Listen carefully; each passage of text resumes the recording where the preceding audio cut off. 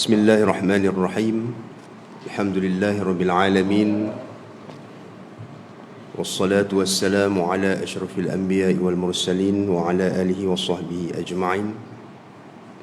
Subhanaka la ilma lana illa ma 'allamtana innaka antal alimul hakim.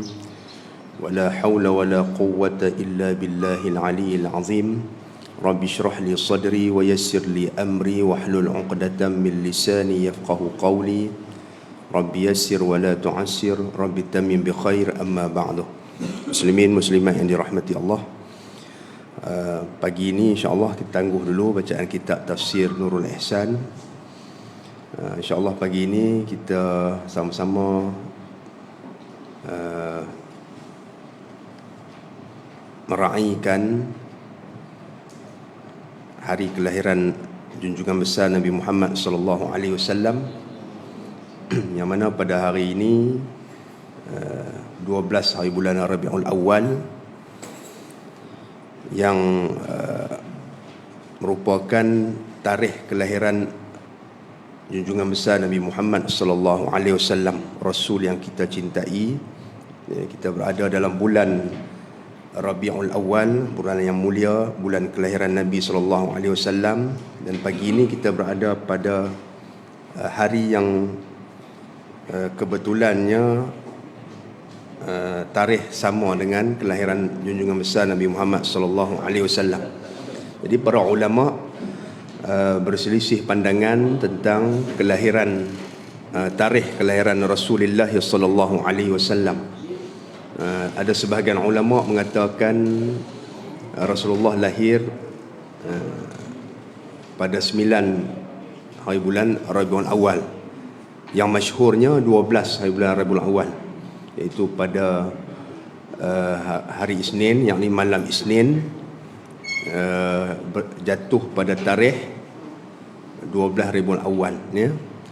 Cuma ada sebahagian ulama mengatakan 9 Rabiul Awal itu dari sudut pengiraan waktu saja, pengiraan tarikh, ya. Apa yang pasti Nabi lahir dalam bulan Rabiul Awal, ya, pada hari Isnin, ya, bagaimana yang masyhur dalam kitab-kitab sirah yang diriwayatkan oleh para ulama kepada kita semua.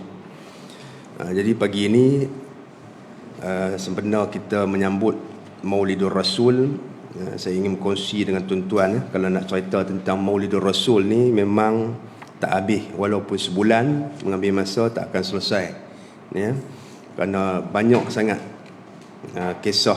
Kalau kita nak kisahkan tentang Rasulullah sallallahu alaihi wasallam, tak cukup masa untuk kita isi walaupun dalam sebulan, bulan Rabiul Awal itu sendiri, ya.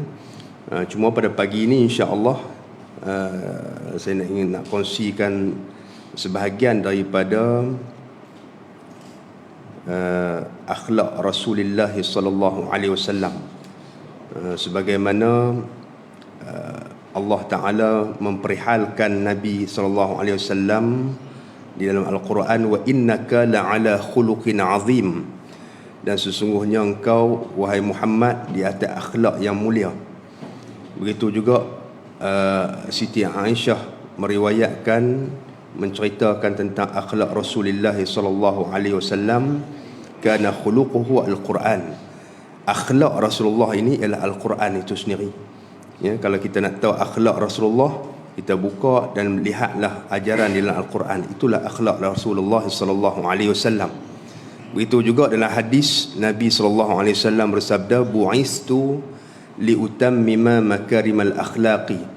Aku diutuskan untuk menyempurnakan akhlak-akhlak yang mulia.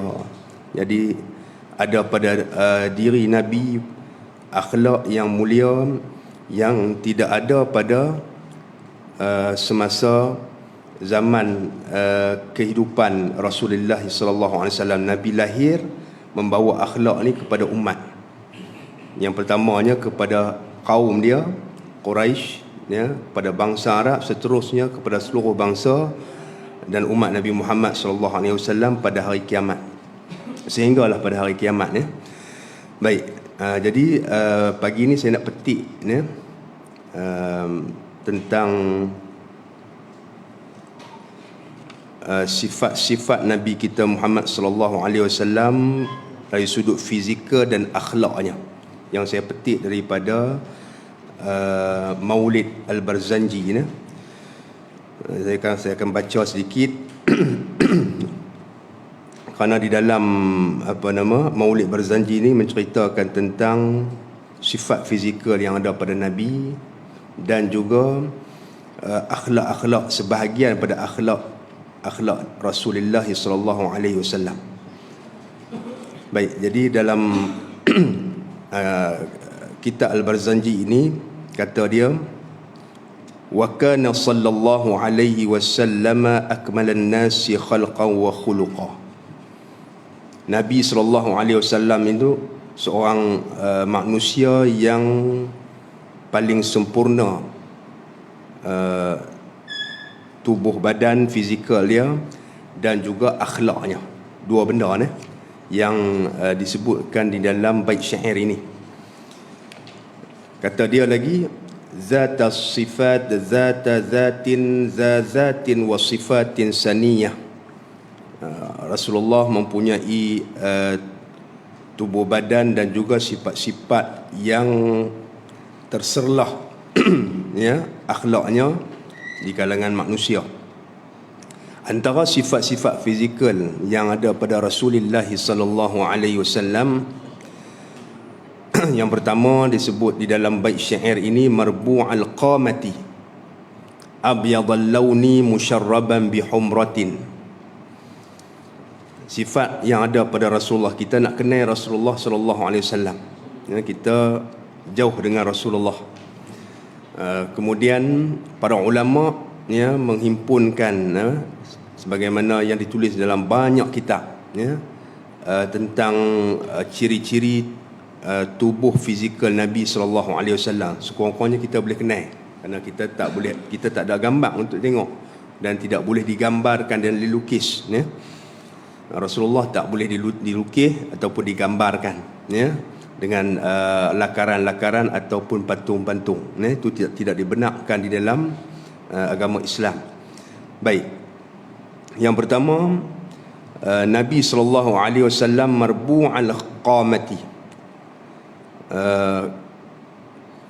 Sifat fizikal Nabi sallallahu alaihi wasallam, Nabi ini ketinggiannya sederhana. Ketinggian Nabi sallallahu alaihi wasallam tu sederhana. Yang ni Nabi tak tinggi dan juga tak rendah. Ya. Tak dia kata terlalu tinggi dan tak terendah, tetapi hampir kepada tinggi. Ya. Diriwayatkan dalam hadis, apabila Nabi berjalan dengan sahabat dia, ya, kalau ada sahabat yang tinggi lampai, dilihat dia lebih tinggi daripada sahabat. Itu pelik. Dilihat dia lebih tinggi daripada sahabat. Ya, ketinggian Nabi itu sederhana. Nabi tidak terlalu tinggi dan tidak rendah. Ya, ketinggian yang sederhana. Tetapi bila Nabi berjalan bersama sahabat yang tubuh badan sebahagian sahabatnya lebih tinggi, maka dilihat Nabi lebih tinggi daripada para sahabat tersebut. Itu satu ni. Dan yang keduanya, kulit Nabi sallallahu alaihi wasallam abyadul launi musyarraban bihumratin. Kulit Nabi sallallahu alaihi wasallam kulitnya putih ya.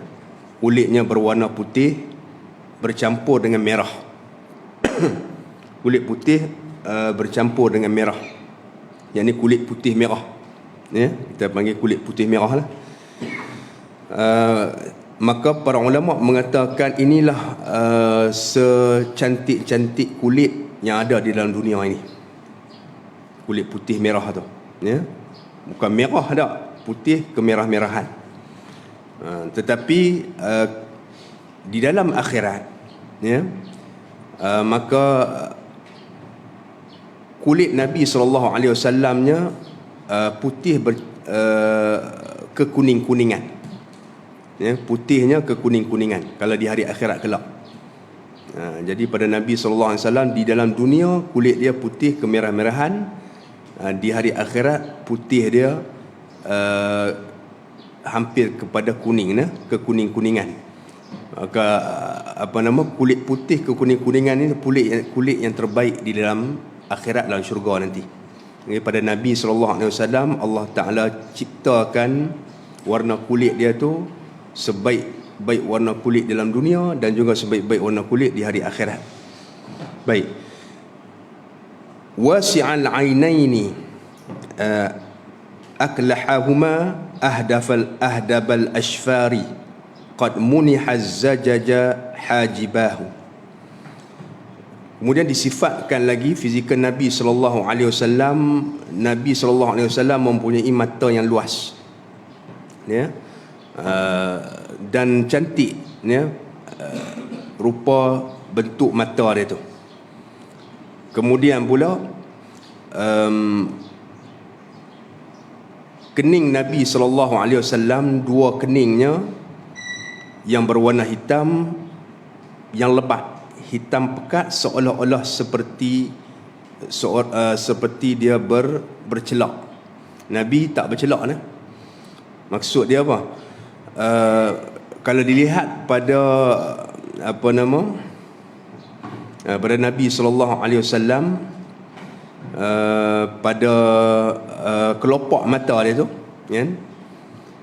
Pada kelopak mata Nabi sallallahu alaihi wasallam, lalu kalau orang pakai celak ni di inilah, di di bawah kelopak mata, kan? Dilihat seolah-olah seperti Nabi memakai celak hitam dia tu. Sedangkan Nabi tidak memakai celak. Nabi dilahirkan mata dia seolah-olah bercelak, ya? Mata dia bercelak dah dilahirkan tanpa memakai sebarang celak. Jadi itu sifat bagi mata Nabi sallallahu alaihi wasallam. Itu yang kedua, ya. Kemudian ahdabul ashfari, bulu matanya lebat. Ahdabul ashfari, bulu mata Nabi sallallahu alaihi wasallam lebat. Qad munihaz zajaju hajibah, ya, dan diberikan kepada Nabi sallallahu alaihi wasallam halus bulu keningnya yang halus, dia tak kasar bulu kening tu, serta panjang bulu kening dia, ya. Itu antara kening yang elok lah, ya. Orang perempuan kan, dia bulu kening dan tebal tu dia trim kan, trim bulu kening. Kemudian kalau pendek tu dia pergi bubuh macam inilah, make up kan, nak bagi nampak panjang dan melentik, nampak cantik tu. Orang perempuan lah, lelaki tak buat lah, lelaki. Orang perempuan, ya, selalunya dia akan make up, dia bulu kening dia pendek kan, jadi tebal, dia potong bagi nampak halus tu bulu tu kan, bulu tu terjalin elok. Kemudian panjang bagi tiap kuih di ujung ni, ya. Nabi sallallahu alaihi wasallam, Allah Taala cipta pada kening Nabi sallallahu alaihi wasallam tu bulunya yang halus dan panjang kening dia, ya. Panjang kening dia. Jadi kening dia tu tak tebal, ya, bulu dia halus dan panjang sehingga di akhir mata dia lah, serta lebat bulu dia, tapi lebat bukan kasar, tak, lebat yang halus, cantik bulu kening itu, ya. Baik, itu sifat-sifat yang ada pada wajah Nabi sallallahu alaihi wasallam. Kemudian mufallajal asnani wasi'al fami hasanahu wasi'al jabina dza jabhatin hilaliyah. Gigi Nabi sallallahu alaihi wasallam gigi Nabi sallallahu alaihi wasallam, gigi dia, ya, kalau dilihat pada gigi Nabi sallallahu alaihi wasallam itu, gigi hadapan Nabi itu dia jarang. Dan ada orang yang gigi dia jarang. Jarang ni maknanya di antara dua gigi tu dia ada ruang sikit ya. Bukan dia jarang banyak tak. Sikit saja. Ya. Dia tidak bertindan, tak bertindan jadi dia ni, dan tak terlalu tak rapat ni, tapi terbuka. Jarang yang lubang dia tu tak luas. Ya. Kalau luas tak elok, ya. Sikit saja, ya. Itu antara gigi yang elok. Itu yang dinyatakan di dalam Syarah Asy-Syifa ni, bita'riqi huquqil Mustafa oleh Al-Qadhi Iyad, ya. Bagaimana sifat gigi Nabi sallallahu alaihi wasallam. Dan wasi'al fami, Nabi mempunyai mulut yang luas, ya. Mulut yang luas ni. Orang yang mulut luas ni antara ciri dia mempunyai kefasihan dalam bertutur, ya. Orang Arab ni sangat memuji orang yang mempunyai mulut yang luas, ya. Dan orang Arab dia tak suka ni, dia keji mulut yang kecil. Macam kita orang Melayu ni mulut kecil-kecil semua. Kan? Orang Arab dia mulut dia luas. Orang Melayu kita mulut kecil-kecil ya. Cina apa kan. Orang bangsa sebelah sini nah. Orang Arab ni mulut dia luas. Menunjukkan kepada fasihnya dia bertutur dan juga berbicara, ya. Baik.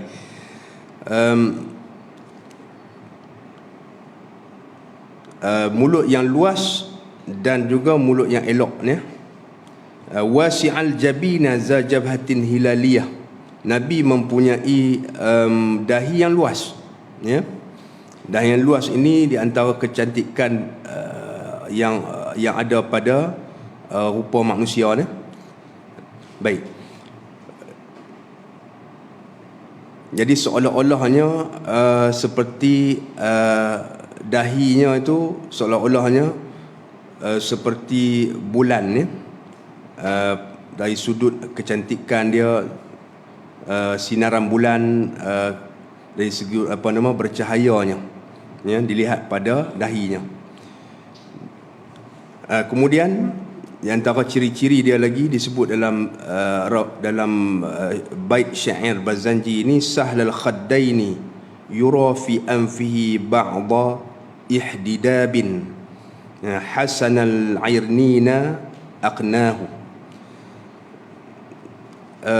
Antara ciri-ciri yang ada pada dia lagi, ya, pada rupa Nabi sallallahu alaihi wasallam, Nabi sallallahu alaihi wasallam,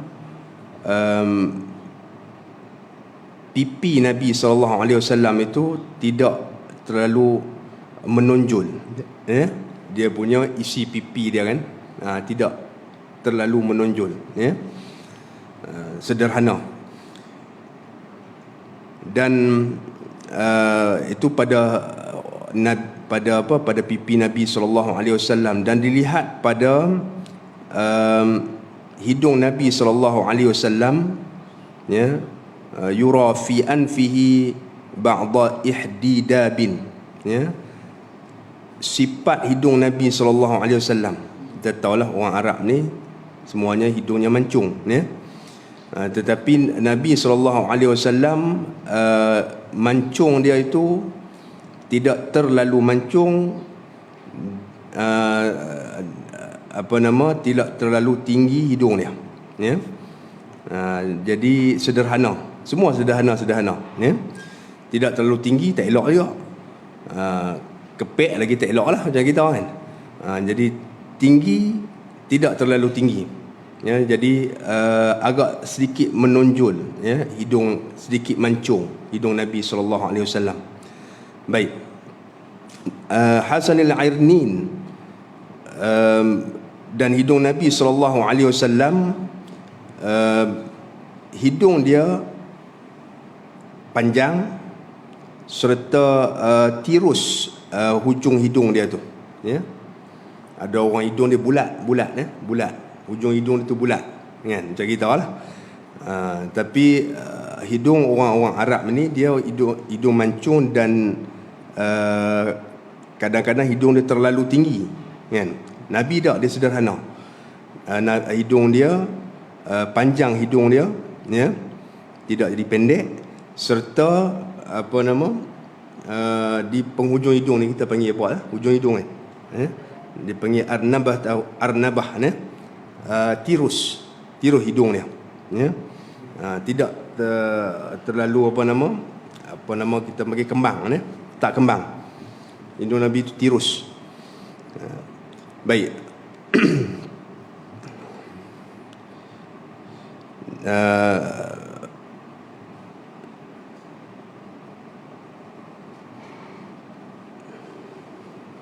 Jadi maknanya tirusnya dia antara ni lah. Kalau kata hidung ni di sini ni kita panggil apa? Dia tak membengkak tu. Dia jadi tirus tu daripada sini lah. Tu dipanggil tirus hidung dia. Panjang dan tirus hidung. Ada orang yang hidung mancung tapi kembang. Dia tak elok ni. Itu yang ada pada Nabi sallallahu alaihi wasallam. Kemudian disebut lagi di dalam ini ba'ida ma bainal mankibaini ya. Bu'aida ma bainal mankibaini. Tubuh badan Nabi pula ni,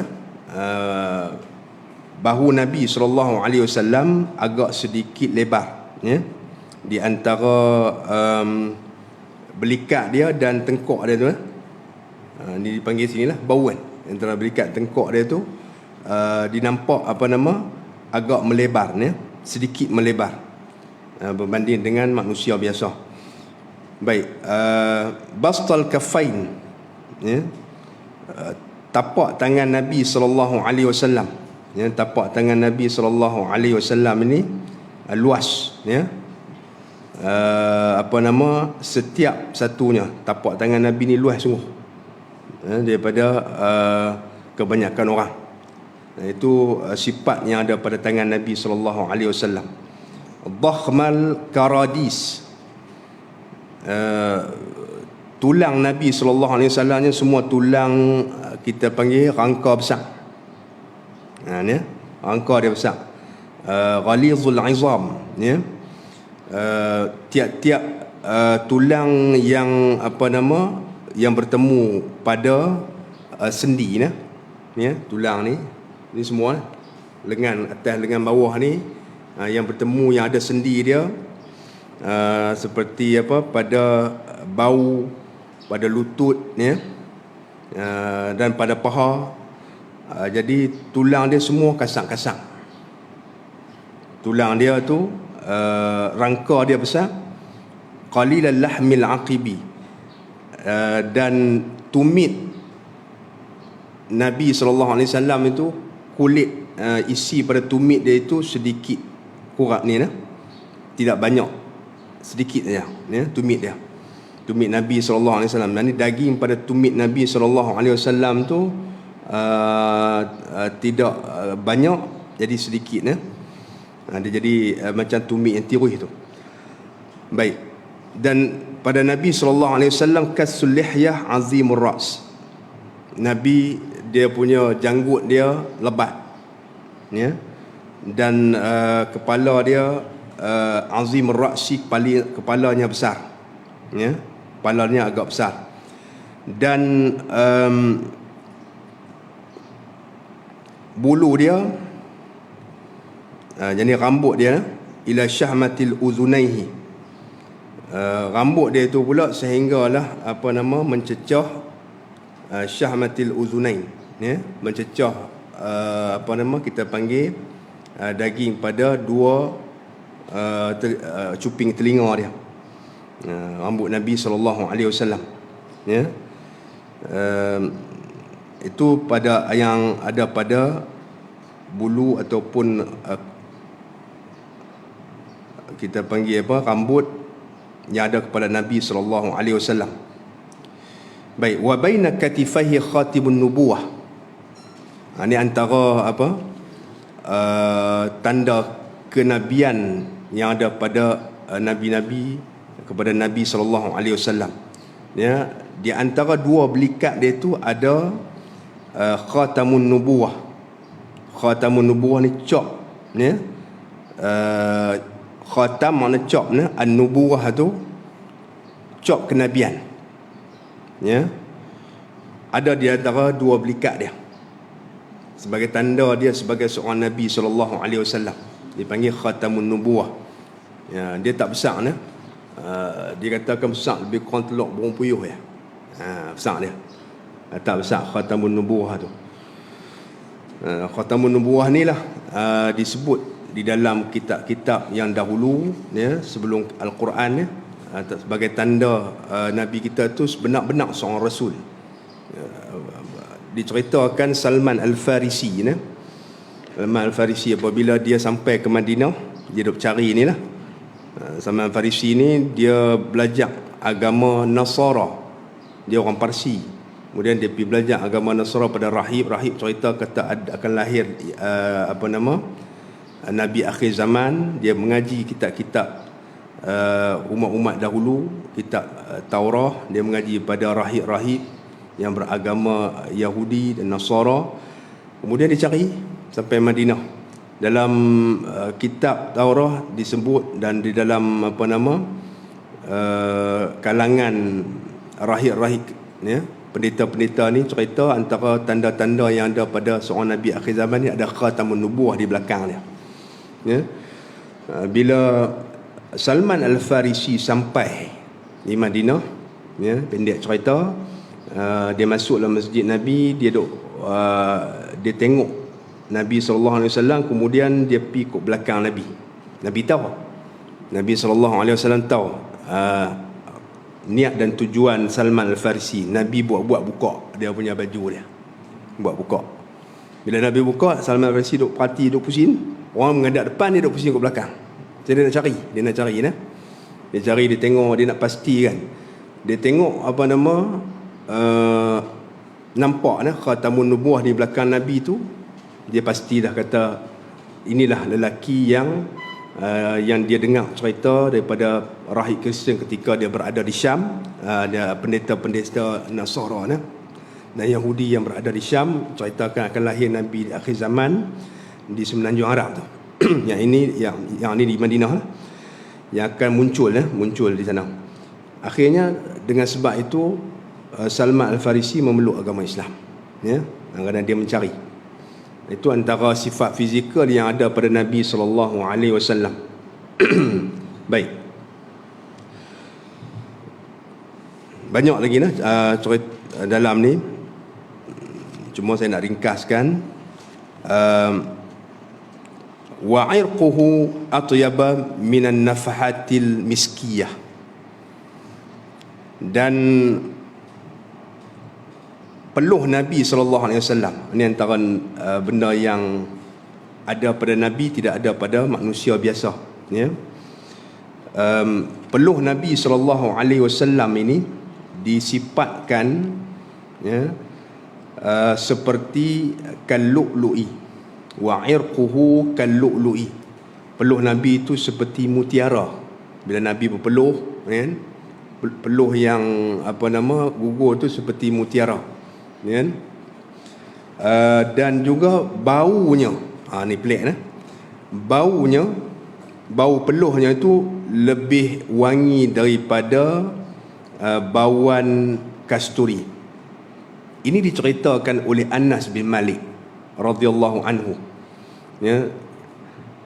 Anas bin Malik cerita satu hari, kata Anas bin Malik, Rasulullah SAW masuk dalam rumah dia ya. Anas bin Malik ni ibu dia Ummu Sulaim ya. Masuk dalam rumah dia. Anas bin Malik ni khadam Nabi SAW ya.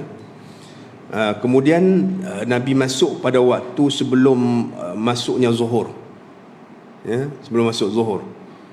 Kemudian Nabi masuk, Nabi tidur ya, dipanggil qailulah ya. Kita panggil apa? Qailulah ni tidur sebelum gelincir matahari ya, waktu qailulah tu. Jadi Nabi sebagai adat kebiasaannya dia akan tidur qailulah. Satu hari Nabi tidur di rumah Anas bin Malik ya. Nabi tidur qailulah sebelum masuk zuhur. Kemudian ketika tu panas kira waktu tu waktu tengah hari lah Nabi tidur tu sebelum masuk zuhur, panas. Bila panas maka Nabi berpeluh ketika dia tidur. Kemudian kata Anas bin Malik, dia kata ibu aku bawa satu botol, dia kata botol kosong, botol. Kemudian dia bila tengok Nabi tu berpeluh, peluh Nabi tu duk menitik, dia tadah botol tu. Kan? Bagi masuk peluh tu dalam botol tu. Bila dia duk kikir gitu, dia duk buat tu, Rasulullah terjagalah. Rasulullah terjaga. Dia duk pi tengok peluh Nabi tang mana ada, dia pi ambil. Kan? Lalu dia tanya, wahai Ummu Sulaim. Ummu Sulaim ni ibu pada Anas bin Malik. Ni apa ni? Apa yang kamu buat? Rasulullah tanya, ne? Jadi kata Ummu Sulaim, ini dia kata dalam botol yang ini peluh kamu, kami jadikan sebagai minyak wangi. Kan? Kami buat dia minyak wangi kerana dia lebih wangi daripada segala wangian yang ada pada kami. Hadis ini riwayat oleh Imam Muslim. Hadis yang sahih, nah? Riwayat oleh Imam Muslim. Baik. Jadi tubuh badan Nabi ini wangi. Dan Nabi sendiri, ya, dia suka pada wangi-wangian. Sebab tu dalam riwayat mengatakan Nabi banyak menghabiskan harta dia untuk, ya, dia menggunakan kebanyakan harta dia untuk membeli wangi-wangian. Nabi suka pada wangi-wangian. Ya, padahal tubuh badan Nabi SAW sendiri, peluh dia tu berbau wangi. Mana ada manusia peluh bau wangi, kan? Peluh kita bau busuk, kan? Peluh dia tu lebih wangi daripada haruman kasturi. Itu yang ada pada Nabi SAW. Sebab itu dikatakan Nabi SAW, innahu basyarun laisa kal basyari. Nabi itu seorang manusia tetapi bukan seperti manusia biasa. Ya, Nabi seorang manusia yang istimewa tapi bukan seperti manusia biasa macam kita ni, nah. Baik. Itu antara sifat-sifat Nabi SAW yang diceritakan di sini. Begitu juga diceritakan di dalam Maulid Barzanji ini, yang kata wangian yang ada pada Nabi SAW, mana-mana wa yada'uha ala ra'si as-sabiyyi fayu'rafu massuhu lahu min baini sabiyyati wa yudrah. Bila Nabi SAW wa kana yusafihul musafiha biyadihi syarifah fayajidu minha sa'iral yaumi ra'ihatan abhariyah. Bila Nabi SAW bila dia salam dengan sahabat dia, ya, maka kesan bau wangi pada tangan Nabi itu ni melekat pada orang yang berjabat tangan dengan Nabi sepanjang hari. Kesan bau tu, siapa-siapa yang bersalam dengan Nabi SAW, ya, apabila wa yada'uha ala ra'si sabiyyi, apabila Nabi meletakkan di atas kepala kanak-kanak, ya, dia usap kepala kanak-kanak, fayu'rafu massuhu lahu min baini sabiyyah wa yudrah, ya, maka dalam banyak-banyak kanak-kanak yang Nabi usap kepala dia, ya, dalam ramai-ramai itu, kalau salah seorang Nabi usap kepala dia, maka akan dapat kita tahu ni budak ni telah diusap kepalanya oleh Nabi SAW kerana berbau wangi, ya, kerana wangian yang semerbak berbau, ya, yang melekat kepada kepala kanak-kanak tersebut. Baik. Wa yatala'la wajhuhu syarifu tala'lu al-qamari fil lailatil badriyah, dan wajah Nabi SAW yang mulia itu, ya, dilihat seperti bersinarnya bulan purnama pada malam harinya, ya. Sinaran wajah Nabi SAW itu terpancar cahaya dia seolah-olah seperti cahaya bulan pada malam bulan purnama, malam 15. Begitulah digambarkan. Yaqulu na'ituhu lam ara qablahu wala ba'dahu mislahu wala basharun yarah. Orang yang mensifatkan diri Nabi SAW, fizikal Nabi SAW, dia kata aku belum pernah melihat, ya, sebelumnya dan selepas ini, ya, seorang insan manusia seperti Nabi SAW, dan tidak ada seorang manusia yang seperti Nabi SAW dari sudut sifat fizikal dia, tak sama, ya. Itu yang diceritakan oleh orang-orang yang memperihalkan sifat fizikal Nabi SAW. Itu dari sudut khalqan, ciptaan, kejadian yang Allah jadikan pada Nabi SAW. Baik. Wa kana sallallahu alaihi wasallam syadidal haya'i wat tawadu'. Kemudian pengarang Barzanji ini menceritakan pula tentang sebahagian daripada akhlak Rasulullah. Akhlak Rasulullah, ya. Akhlak Rasulullah sallallahu alaihi wasallam, wa kana sallallahu alaihi wasallam syadidal haya'i wat tawadu'. Nabi sallallahu alaihi wasallam ini sangat-sangat malu dan juga sangat tawadu'. Nabi seorang yang sangat malu, ya. Apa maksud malu di sini? Sebagaimana Nabi sebut dalam hadis, al-haya'u minal iman. Malu itu sebahagian daripada iman. Malu ni satu akhlak yang ada pada diri seseorang, yang dengan akhlak ini seseorang itu dia menjauhi perkara-perkara yang keji, ya. Perkara-perkara yang tak baik dia tak mau buat. Itu makna malu.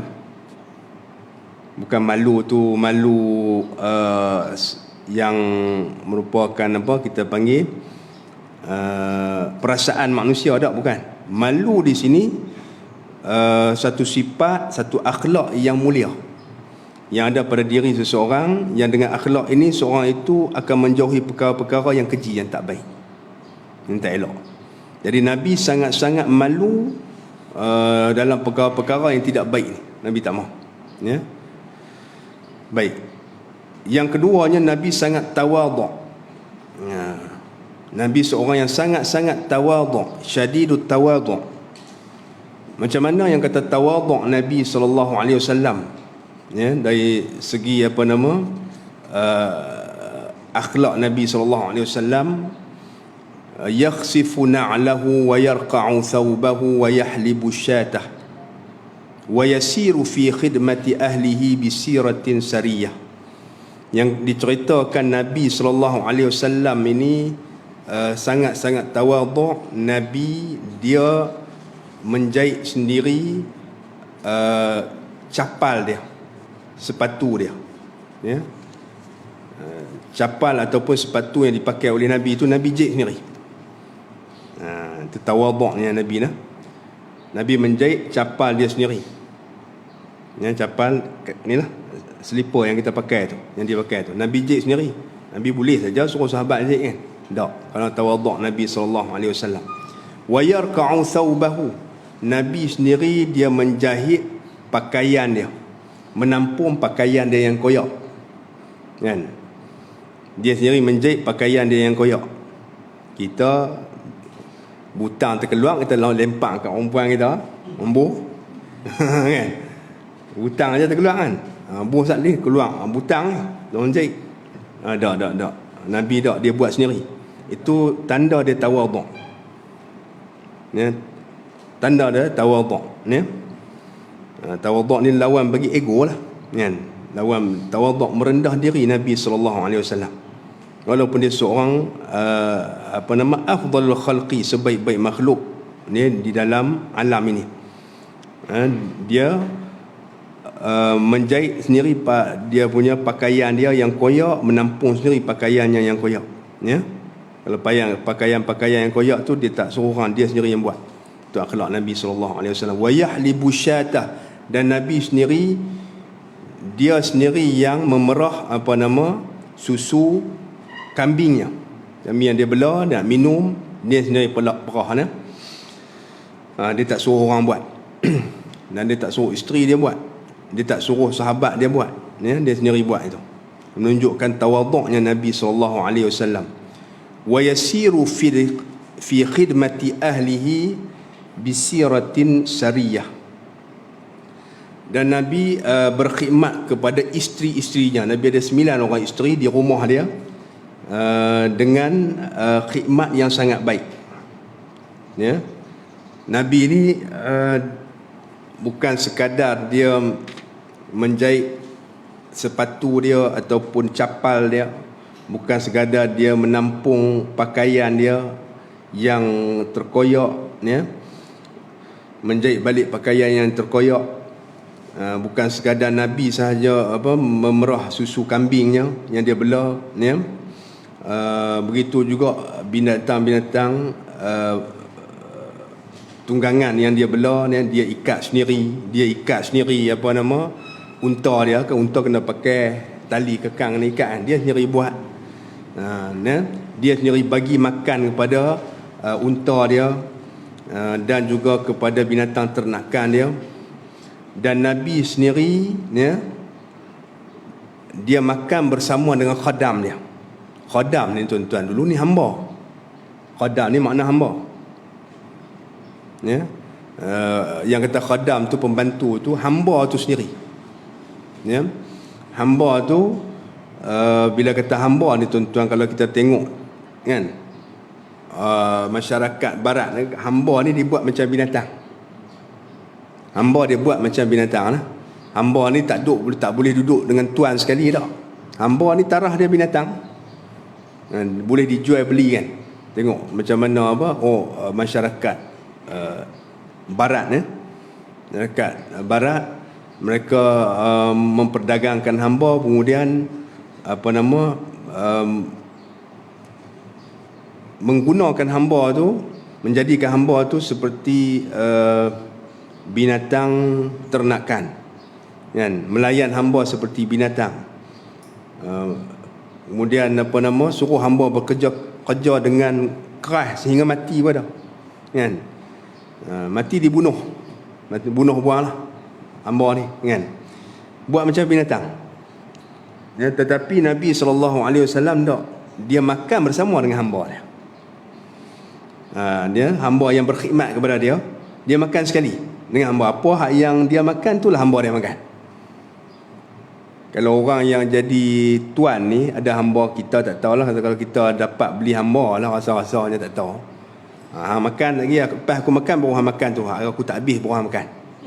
Kita lah kalau kita, kan, kita akan buat begitu. Nabi tak, Nabi makan bersama dengan hamba dia, orang yang berkhidmat kepada dia, sama ada orang merdeka ataupun orang hamba tu sendiri, dia makan bersama-sama, ya. Dan Nabi pula menguli roti bersama dengan hamba perempuan, ya. Hamba perempuan yang dimiliki oleh Nabi SAW, padahal dia boleh, ya, bagi hamba perempuan dia tu uli roti. Dia kerja banyak. Dia seorang ketua negara, dia seorang panglima tentera, dia seorang hakim, ya. Nabi sendiri, kan, dia nak menguruskan negara dia, nak menguruskan umat dia. Tapi Nabi sendiri dalam kehidupan seharian dia, Nabi kalau dia dapur, dia sendiri yang menguli roti. Ini kata dalam Barzanji ni kata, bukan saya mereka dah. Dia menguli roti sendirilah. Kalau kita masak nasi, kan, kita masak nasi, boleh tak buat tu? Ya? Boleh tak? Tak boleh buat, kan? Tak boleh buat, tak boleh ikut Nabi lagi, no? Tak boleh buat macam tu, tak boleh ikut Nabi lagi. Kita nak ikut sunnah Nabi, kan. Ikut sunnah Nabi, orang lelaki ni dia nak nikah 2, 3, 4. Ni suruh masak nasi tak mau, kan, uli roti ke apa, kan. Ikut Nabi, nak ikut Nabi, ikut semua lah. Jangan ikut sekerat dia. Nak ikut Nabi, ikut semua. Apa kerja hak di rumah dia tu, buat kerja. Dia tak ada rehat lah. Kehidupan dalam dunia ni tak ada rehat. Rehatnya di hari akhirat kelak. Sedangkan Nabi dia ada hamba lelaki, hamba perempuan dia, kan. Hamba perempuan tu khidmat untuk masak, dia menguli roti sendiri bersama dengan hamba perempuan dia. Baik. Dia sendiri berkhidmat, kata dalam dalam kitab ini. Dan dia sendiri memikul barang-barangan daripada suq, dari pasar. Nabi pergi di pasar beli barang, dia pikul sendiri, padahal sahabat boleh bawa, atau khadam dia boleh bawa, kan? Dia pikul sendiri gandum, nak balik ke rumah dia, nak bagi pada isteri-isteri dia 9 orang semua, kan? Padahal dia ada hamba yang dia boleh, hamba dia tu boleh bawa, ya. Baik. Begitu juga dia berkhidmat kepada ahli keluarga dia dengan khidmat yang baik, ya. Disebut di dalam syarah ini, dia kata Nabi berkhidmat kepada ahli keluarga dia, daripada isteri-isteri dia semua tu 9 orang dengan khidmat yang baik. Dia menyapu, membersihkan rumah, yaknisul bait, menyapu rumah, kan? Boleh nampak tak? Tak ada lah. Ni lah, aku pergi beli vacuum, buat sendiri, kan? Aku kerja banyak, betul tak? Kita jadi nak ikut sunnah Nabi ni, ikut semua lah, jangan ikut sekat-kerat. Dia sendiri membasuh pakaian dia kerana ada kotoran, kan? Dan Nabi juga membasmi kutu yang ada pada pakaian. Nabi tak suka ada kutu pada pakaian. Yang lekat pada celah-celah pakaian tu, Nabi akan masak pakaian tu dengan air panas, ya? Dia sendiri buat. Dia sendiri buat begitu. Wa yuhibbul fuqara wal masakin wa yajlisu ma'ahum wa ya'udu mardahum wa yushayyi'u janaizahum. Antara akhlak yang ada pada Nabi sallallahu alaihi wasallam, Nabi sangat suka dan kasih kepada fakir dan miskin, kan? Nabi makan bersama fakir dan miskin. Nabi makan bersama orang-orang fakir dan orang-orang miskin. Wa yajlisu ma'ahum, Nabi duduk bersama orang fakir dan orang miskin. Dalam satu hadis, Nabi sallallahu alaihi wasallam, Nabi bersabda, tawadhu wa jalisul masakina takunu min kubara'illahi wa takhruju minal kibri. Kata Nabi sallallahu alaihi wasallam, tawadhu, bertawadhu'lah kamu, wa jalisul masakin, dan duduk kamu bersama orang-orang miskin, ya. Takunu min kubara'illah, nescaya kamu menjadi sebahagian daripada orang-orang yang besar bagi Allah Subhanahu wa taala, orang yang megah bagi Allah, ya, di hari akhirat kelak. Wa takhruju minal kibri, dan keluar kamu daripada sifat kesombongan. Nabi suruh buat begitu. Nak didik diri kita keluar daripada sifat kesombongan, maka kita duduklah bersama dengan fakir dan miskin. Kerana orang fakir miskin dia sangat merendah diri, ya. Dia ada manusia ni, dia ada tabaqat. Manusia ni dia ada dia punya lapisan masyarakat, dia ada klik dia sendiri. Kalau orang kaya, dia tak bergaul dengan orang miskin lah, dia duduk sama dengan orang kaya tu lah, kan? Orang miskin dia malu, dia rasa rendah diri, dia tak pergi kat orang kaya, takut duk pergi minta harta dia, kan? Dia duduk sama puak dia. Orang yang bangsawan, dia tak berkawan dengan orang biasa ni, ya? Orang bangsawan dia tak kawan orang biasa, ya? Orang biasa dia malu dengan orang bangsawan kerana dia rasa martabat dia rendah. Nabi tak. Nabi ni afdalul khalqi alal itlaq, ya. Nabi itu afdalul khalqi alal itlaq, sebaik-baik makhluk. Bila makhluk bukan manusia aja, termasuk malaikat, ya. Sebaik-baik makhluk di alam ini, ya. Maka Nabi, dia kalau kata martabatnya lebih tinggi daripada segala raja-raja, tapi Nabi duduk, ya, bersama dengan fakir dan miskin. Nabi lebih suka berbanding dengan pembesar-pembesar. Dan Nabi menziarahi orang yang sakit di kalangan orang Islam, sama ada orang Islam tu orang baik ataupun orang yang tidak baik. Dan Nabi ini satu benda, asalkan dia orang Islam, ada kalangan orang Islam orang yang baik, ada orang yang tak baik, kan? Nabi ziarah juga. Nabi tak tak memulaukan dia. Dan Nabi tasyyi', yakni mengikut jenazah, dihantar sampai ke kuburan, ya. Nabi keluar bersama dengan jenazah itu sampai ke kuburan. Itu antara akhlak Nabi sallallahu alaihi wasallam. Wala yahqiru faqiran adqa'ahu al-faqru wa ashwa. Dan Nabi pula tidak sekali-kali menghina orang fakir, ya. disebabkan kefakiran dia. Nabi tak hina orang fakir, ya. Wa yaqbilul ma'dhirata wa la yuqabilu ahadan bima yakrah. Dan Nabi mudah untuk menerima kemaafan, ya. Nabi mudah sangat untuk menerima kemaafan daripada umat dia. Dan Nabi sendiri tidak menegur seseorang tentang apa yang dia tak suka. Nabi tak tegur seorang sahabat dia apa yang dia tak suka tu, Nabi tak tegur secara terang-terang, ya. Kadang-kadang Nabi menegur secara isyarat, ya. Kadang-kadang Nabi dia tegur orang yang dia rasa buat perkara yang dia tak suka. Nabi tak tegur berdepan, ya, di hadapan orang ramai dah. Bahkan kalau Nabi nak tegur, Nabi akan tegur berdua, supaya nak menjaga orang tu. Itu akhlak yang ada pada Nabi SAW, ya. Baik. Dan wa yamshi ma'al armalati wa zawil ubudiyah. Nabi berjalan serta dengan perempuan-perempuan yang tidak mempunyai suami serta janda-janda. Maknanya maksud dia macam mana? Bukan Nabi berjalan sekali dengan janda dah. Dengan fahamnya tu, kan? Nabi berjalan, Nabi pergi untuk menunaikan hajat, ya, tunaikan keperluan perempuan-perempuan yang kematian suami atau yang diceraikan oleh suami, ya. Baik. Sekiranya ada seorang janda, ya, yang fakir, ya, maka Nabi akan tunaikan hajat dia, Nabi bagi, ya. Dan juga para hamba, Nabi akan berjalan bersama dengan para hamba, menunjukkan kepada tawaduk Nabi SAW. Wala yahabul muluka wa yaghdabu lillahi wa yarda li ridahu.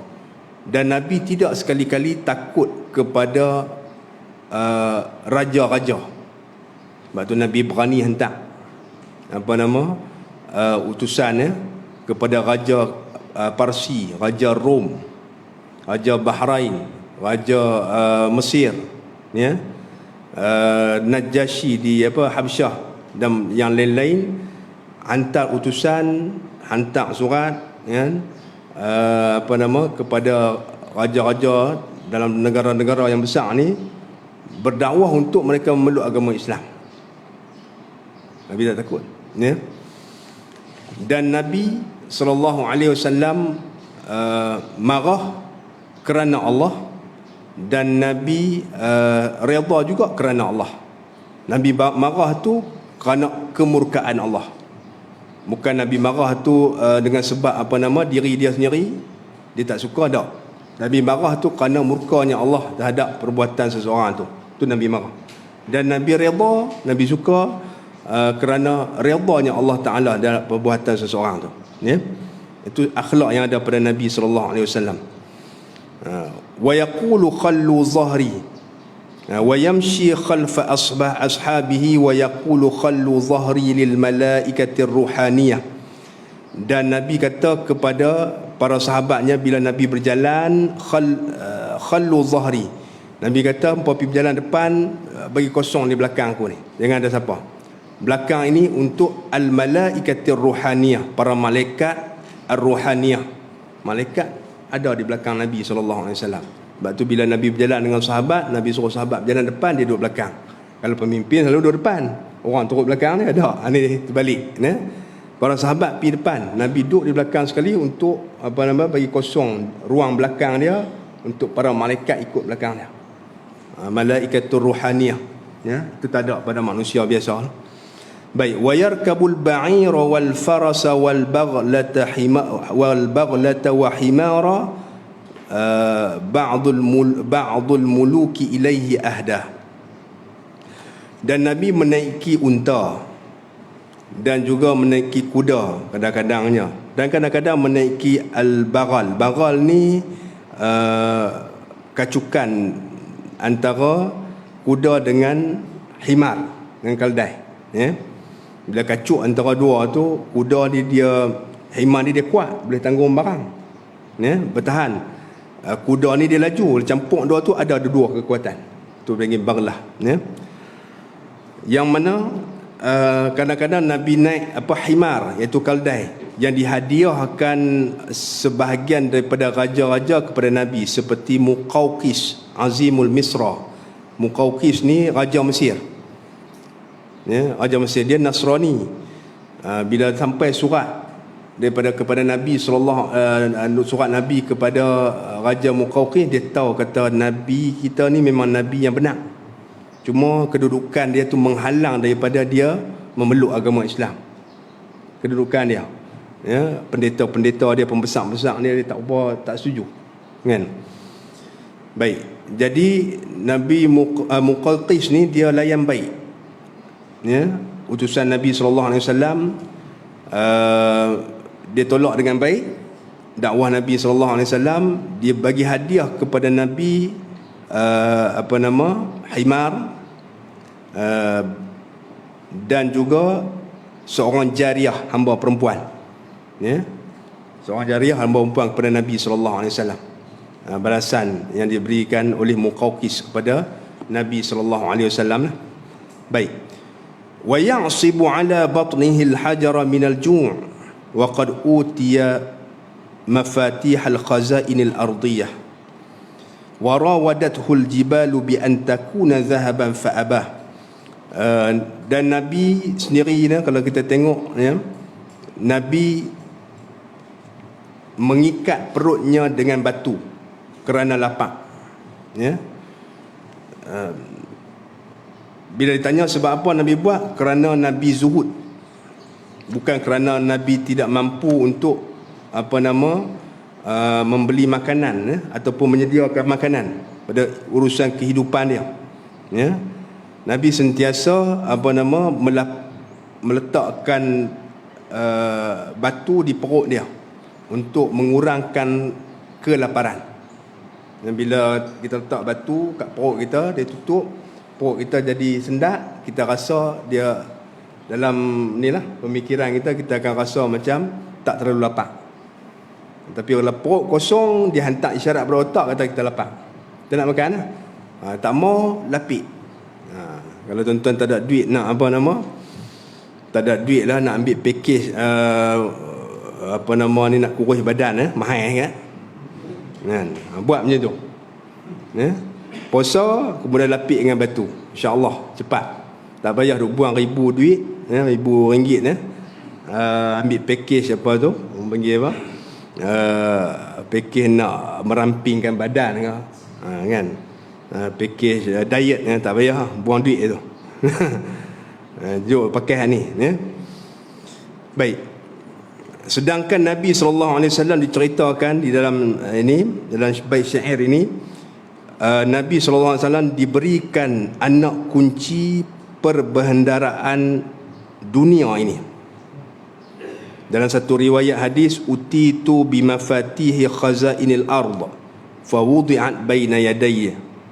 Dalam satu riwayat hadis, Nabi kata, aku dibawa anak-anak kunci perbendaharaan bumi ini.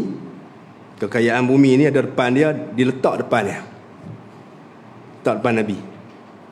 Nak ambil bila-bila masa, Nabi tak mau, ya. Baik. Wa rawadathul jibalu bi an takuna dhahaban fa abah. Kemudian pula gunung, Bukit Bukau dan Gunung Ganang pernah menawarkan diri untuk menjadi emas, maka Nabi enggan, ya, enggan menerima. Kalau kita awal lagi, kan, dapat emas tu habis. Kalau kita awal lagi, ya, terus kata dia tawak, kan, dengar kata dia nak jadi emas pun kita pi ni lah, malam pi dah korek, tak tunggu esok dah, punya gelutnya kita dengan dunia ni, ya. Jadi Nabi tak mau gunung tu jadi emas. Dalam satu riwayat hadis, ya, satu hari Jibril alaihissalam datang kepada Nabi SAW. Kata Jibril, sesungguhnya Allah Ta'ala telah memberi salam kepada engkau, wahai Muhammad, dan dia berfirman kepada engkau, kerana Jibril datang kepada Nabi membawa salam Allah Ta'ala kepada Nabi, Dan Allah Ta'ala suruh Jibril sampaikan kepada Nabi, atuhibbu an aj'ala hadhihi al-jibala min Abi Qubais wa ghairiha mimma hawalai Makkah wa atrafiha dhahaban. Kan, wahai Muhammad, kau suka tak kalau aku tukar gunung gandang dan bukit bukau yang ada di keliling Mekah ni, Jabal Abi Qubais, ya, dan juga gunung-gunung yang ada di keliling Mekah ni, dan di tepi-tepi dia menjadi emas. Mau tak? Ya. Itu yang disampaikan oleh Jibril, ya, kepada Nabi SAW. Bagi tahu saja, maka gunung gandang ni akan tukar jadi emas semua. Kerana apa? Kerana puak Quraisy tu pernah minta pada Nabi, kalau nak kami beriman dengan kau Muhammad, kau tukar ni Jabal Abi Qubais ni jadi emas semua, kami beriman. Kerana golongan Quraisy ni depa mementingkan keduniaan, materialisme yang ada pada diri depa. Kan? Kalau kata jadi emas baru depa nak percaya, baru nak jadi beriman, belum tentu lagi. Dapat emas tu depa tak beriman juga, depa minta pula. Takut jadi macam umat dahulu, ya. Umat-umat Nabi terdahulu, Nabi tak mau macam tu. Akhirnya dibinasakan oleh Allah Ta'ala serta merta dalam dunia tu, ya. Kerana bila dah bagi dah, kan, dah bagi dah, apa kata Nabi Soleh, kaum Nabi Soleh yang minta, dia kata kalau nak kami beriman dengan kamu tu, batu tu suruh dia beranak jadi unta. Nabi Soleh minta kepada Allah Ta'ala, jadi batu tu macam orang nak beranak, bunyi perempuan nak beranak kan, keluar jadi unta tu, unta besar lah tu. Lepas tu keluar anak pula 2 ekor. Dia buat apa? Dah depa minum susu unta tu, depa sembelih unta tu, ya. Nabi Soleh larang jangan sembelih, depa sembelih turun azab Allah. Jadi Nabi tak mau, ya. Nabi takut dapat emas, akhirnya depa tetap tak mau beriman dengan Nabi SAW. Baik. Jadi apa yang Nabi jawab lah bila ditawarkan begitu, kan? Bukit emas ni dia akan duduk bersama dengan kamu di mana saja kamu berada, wahai Muhammad. Maka Nabi pun diam sebentar. Nabi cakap, Nabi tak kata apa. Kemudian Nabi kata, wahai Jibril, ya, sesungguhnya dunia ini negeri bagi orang yang tidak ada negeri baginya, dan dunia ini harta bagi orang yang tidak ada harta baginya, yakni di hari akhirat, ya, di hari akhirat lah. Ya, kalau orang yang nak ambil dunia, dia tak dapat kesenangan di hari akhirat dah. Lalu Jibril kata apa? Mudah-mudahan Allah Ta'ala menetapkan, memberi ketetapan kepada engkau wahai Muhammad dengan qaulus sabit, ya, dengan perkataan yang tetap dan tidak berganjak dah. Itu diceritakan dalam kitab Asy-Syifa, ya, bita'rifi huquqil Mustafa. Banyak lagi dah sebenarnya kisah-kisah yang akhlak Nabi SAW yang diceritakan di dalam syair ini, sebahagian dia. Jadi kita berkongsi sebahagian sebagai untuk memperingati junjungan besar Nabi Muhammad SAW, ya. InsyaAllah mudah-mudahan akhlak Nabi SAW ni kita boleh jadikan sebagai suatu panduan bagi kehidupan kita, dan kita mohon kepada Allah Subhanahu Wa Taala mudah-mudahan kita dapat menjadi umat yang diterima oleh Nabi SAW, ya. Itu yang paling besar sekali. Jangan kita terkeluar daripada umat Nabi Muhammad. Jangan kita jadi orang yang tidak iktiraf, ya, oleh Nabi SAW sebagai umatnya. Jangan sampai Nabi tak mengaku kita sebagai umat, ya. Kalau kita nak mengikut Nabi SAW, kita amalkanlah sunnah Nabi SAW dan ikutlah akhlak Nabi SAW, ya. Kita bacalah sejarah hidup dia supaya dijadikan sebagai panduan dan iktibar bagi kita, ya, untuk kita menjadi sebahagian daripada orang yang menjunjung dan mengasihi Nabi SAW, ya. Saya rasa cukup sekadar itu dulu pada pagi ini perkongsian kita. Mudah-mudahan memberi manfaat kepada kita semua. dan mudah-mudahan majlis kita ini diberkati oleh Allah Subhanahu Wa Taala bersempena secara ringkasnya kita memperingati Maulidur Rasul alaihi salatu wassalam. Jadi sebelum kita tangguhkan majlis kita sama-sama insya-Allah kita baca selawat sikit kepada Nabi sallallahu alaihi wasallam. Apa dia ni? Jadi tekong.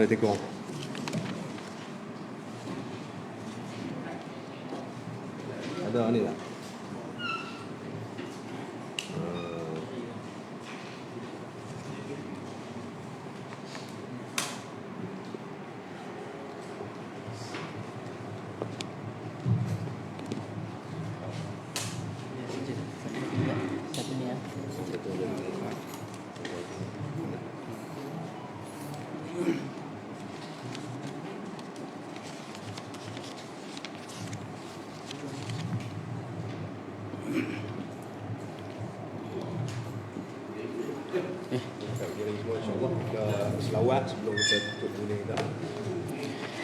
يا ربي صل على محمد يا ربي صل عليه وسلم يا ربي صل على محمد يا ربي صل عليه وسلم يا ربي صل على محمد يا ربي صل عليه وسلم يا ربي صل على محمد يا ربي صل عليه وسلم. أعوذ بالله من الشيطان الرجيم. بسم الله الرحمن الرحيم.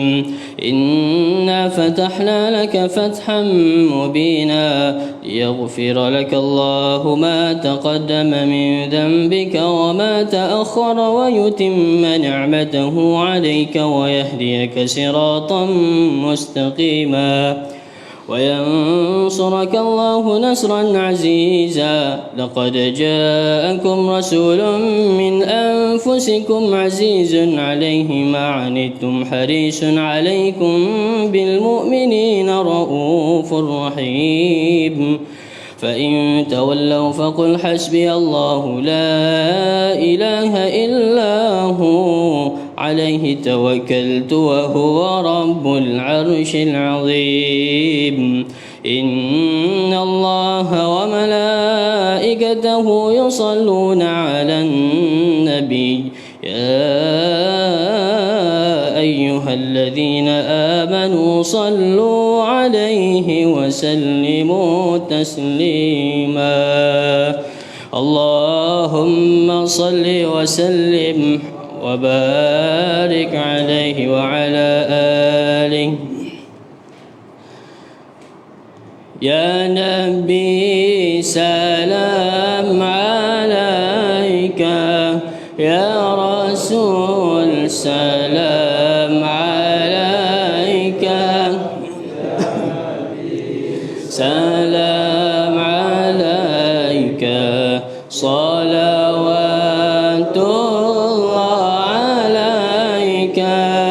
يا نبي سلام عليك يا رسول سلام عليك يا حبيب سلام عليك صلوات الله عليك. أشرق البدر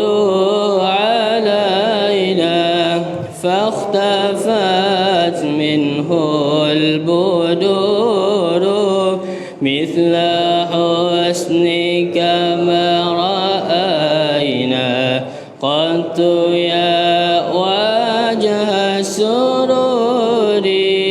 يا نبي سلام عليك يا رسول سلام عليك يا حبيب سلام عليك صلوات الله عليك أنت شمس أنت بدر أنت نور فوق نوري أنت إكسير وغالي أنت مصباح الصدور يا نبي سلام عليك يا رسول سلام عليك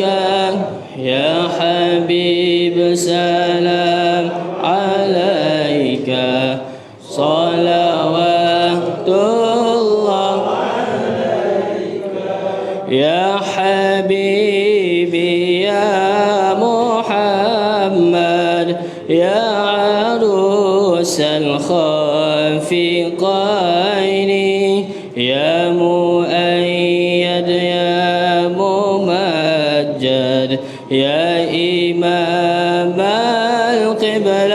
القبلتين يا نبي سلام عليك يا رسول سلام عليك يا حبيب سلام عليك صلوات الله عليك ما رأى وجهك يا سعد يا كريم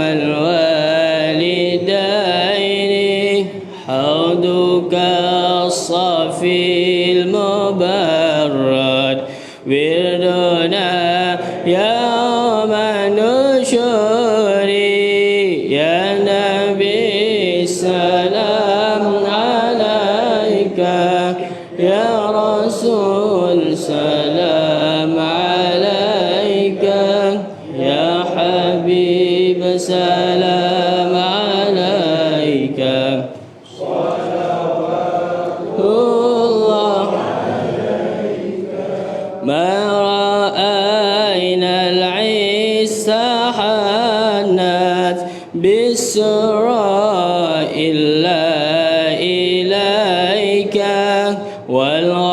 والغمامة قد أضلت والملأ صلوا عليك يا نبي سلام عليك يا رسول سلام عليك يا حبيب سلام عليك صلوات الله عليك علم السر وأخفى مستجيب الدعوات ربي ارحمنا جميعا بجميع الصالحات يا نبي سلام عليك يا رسول سلام عليك يا حبيب سلام عليك صلوات الله عليك وصلاة الله على أحمد حتى تحرير الصدور أحمد الهادي محمد صاحب الوجه المنير يا نبي سلام عليك يا رسول سلام عليك يا حبيب سلام عليك صلوات الله عليك اللهم صل وسلم وبارك عليه وعلى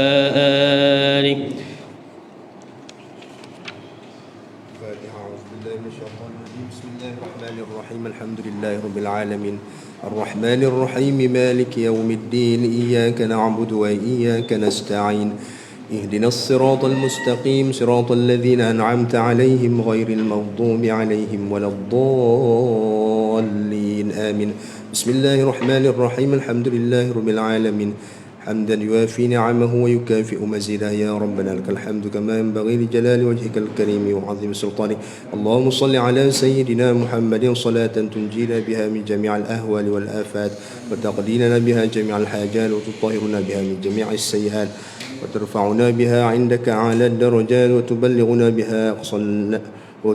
بها أقصى الغايات من جميع الخيرات في الحياة وبعد الممات وعلى آله وصحبه وسلم تسليما كثيرا برحمتك يا أرحم الراحمين اللهم إنا نسألك رضاك والجنة ونعوذ بك من سخطك والنار اللهم إنك عفو كريم تحب العفو فاعف عنا وعن والدينا وعن جميع المسلمين والمسلمات اللهم أعنا على ذكرك وشكرك وطاعتك وحسن عبادتك اللهم حبب إلينا الإيمان وزينه في قلوبنا وكره إلينا الكفر والفسوق والعصيان واجعلنا من الراشدين اللهم إنا نعوذ بك من جهد البلاء ودرك الشقاء وسوء القضاء وشماتة الأعداء اللهم اجعلنا ممن يستمعون القول فيتبعون أحسنه أحسن ختامنا أجمعين وتوفنا مسلمين وصلى الله على سيدنا محمد وعلى آله وصحبه وبارك وسلم سبحان ربك رب العزة عما يصفون وسلام على المرسلين والحمد لله رب العالمين